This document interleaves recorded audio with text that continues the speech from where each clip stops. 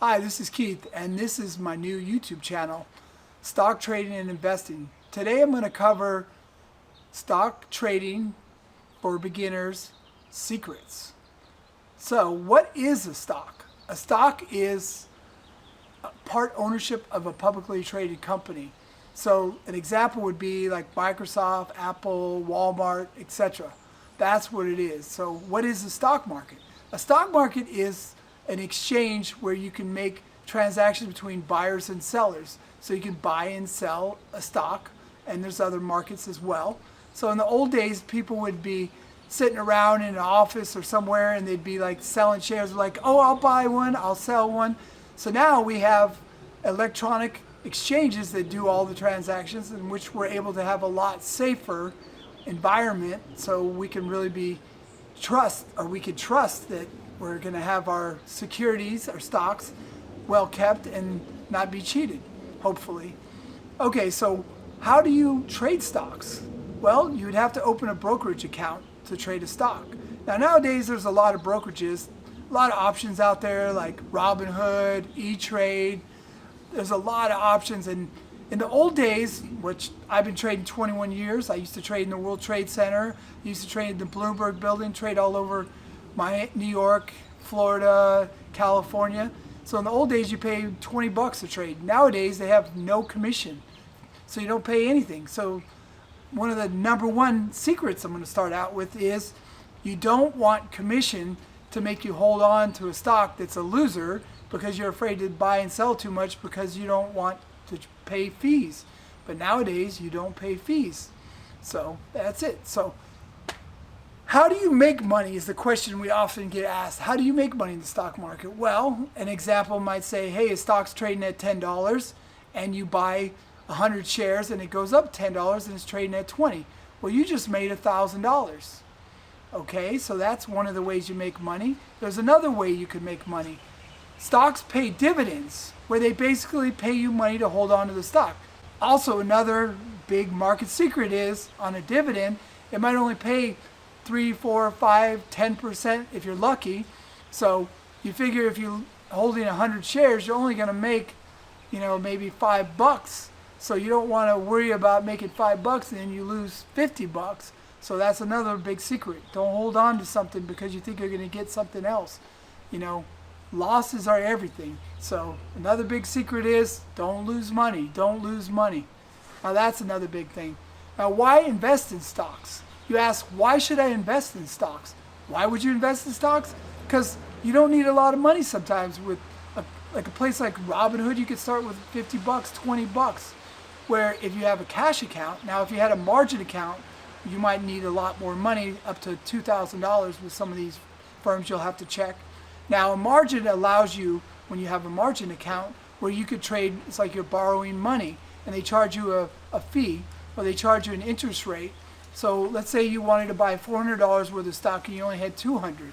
Now you could buy 400 if you had 200, but you have to check with your broker to see what you can hold overnight, how much they allow in percentage. So that's another reason why you would have a margin account.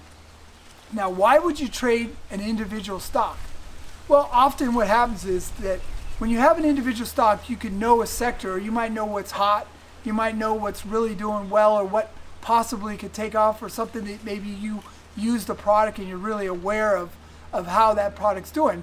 But another big secret is don't get married to the stock. Don't think because you think you know a lot. Now, the price is all that matters. It doesn't matter like how much you think you know what the stock's going to do, because the price is always right. It's not. When you listen to people like Warren Buffett and some of the big hedge fund managers, it's all about how you manage your losses. So the big secret, the number one secret that I'll ever tell you is don't take losses and don't lose money. So if you're going to have a loser, you got to let go. Okay. What to look for? What would you look for on a stock? Like, what would you do to do research besides maybe you have a friend or somebody else tells you it's something that looks good? Well, you can do a lot of stuff on the internet like Yahoo Finance, and you can look up reports. You can look at the earnings. You can look at a lot of things to get research, like a 10K. A 10K would give you the yearly report. A 10Q would give you like the quarterly report. So you have a lot of research you can do to look up the earnings, and another big secret, back to it again, is you don't want to hold a lot of times into earnings because they can have big gaps down or big gaps up. You can lose a lot of money, you can make a lot. You have to make sure you are weighing your risk and reward. Now that's another big thing we'll talk about, is different ways to make money. Now there's people that day trade where they're holding for minutes, hours, which is a lot more, complicated. It takes a lot more, and the odds are not always in your favor when you're holding shorter because there's a lot of noise, a lot of sideways that'll confuse you. And then there's people that do short-term trading, which hold for days, for weeks, months. And then you have buy and hold, which is long-term investors. They just hold on, which don't really pay attention. So that's a little more risky. I mean, even guys like Warren Buffett nowadays, they're careful that they don't hold things as long because technology is changing so fast, you really have to be on top of things. So another one big secret is what's hot now might not be. So don't get married to that stock like we said before. Okay, moving on. A lot of times people would say, well, what's the worst case scenario?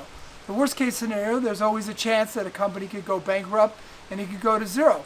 Now that's not very often that I see that. That's very rare, and I've been doing this 21 years. Back to the number one rule, don't take losses that because you want to just hold on, because stuff like that can come out.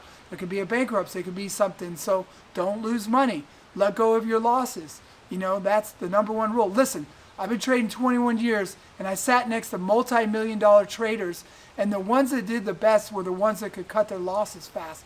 Those were the ones. So that's the biggest secret, is cut your losses. Okay, what's the best case scenario? Well, look at a stock. If you're going to invest in real estate, the odds of you making hundreds of percent are not very often. That's a very rare situation, where in the stock market, the gains are typically higher than real estate over the long term. So if you take a stock, sometimes you could see a stock like, I could give you an example, even like Shopify. It goes up 100, 200%, which, real estate, the odds are rare. That's what I just said. So also, you don't need a lot of money to start with the stock market, so it's a great thing. That could be a great scenario. Okay, last I want to go over is another thing that's a big rule about taxes. A lot of times people don't want to sell because you pay higher tax bracket if you hold it less than a year. So a lot of times, let's say you have a 50-point gain and you're up $50,000, you have 1,000 shares, and you say, well, I don't want to sell it. I don't want to pay a higher tax. Well, all of a sudden, the thing goes down and you're like, well, I can't sell it because I don't want to pay a higher tax. And now you just lost all your profit. So basically you would have paid 5 or 10% more, and you would have basically still had a $49,000, $49,500. Now you don't even have a winner. So would you rather pay taxes on a big profit or just, break even or lose money? So typically on taxes, you don't pay any taxes until you sell the stock. You're typically going to pay a higher tax bracket if you get out less than a year. Though if you hold on to the stock, you don't pay any taxes until you sell it. So a lot of people, though, another big secret that I want to tell you, since this is about big secrets, is you don't want to be able to take a big loss that's a big gain because all of a sudden you're worried about paying a higher tax bracket, 5 or 10%. If you look at the big picture, you're going to say, hey, I have a $50,000 winner, and then all of a sudden it goes all the way back. Would you rather pay taxes, an extra 5 or 10% on $50,000, or not pay taxes because you basically didn't make any money? So that's a big myth. It's a big secret. Don't let taxes get in the way. If you have a gain or if you have a loss, take it, because it's going to make a big problem for you because you're going to be so biased that you're going to hold on. So don't let that get in the way. I want to thank you for watching this, and make sure you tune into my channel, subscribe, and hit the like button. And I promise you, I'm going to have a lot more videos. I'm going to have 2 a week, and you're going to love what I have. It's going to give you so much information from a professional trader.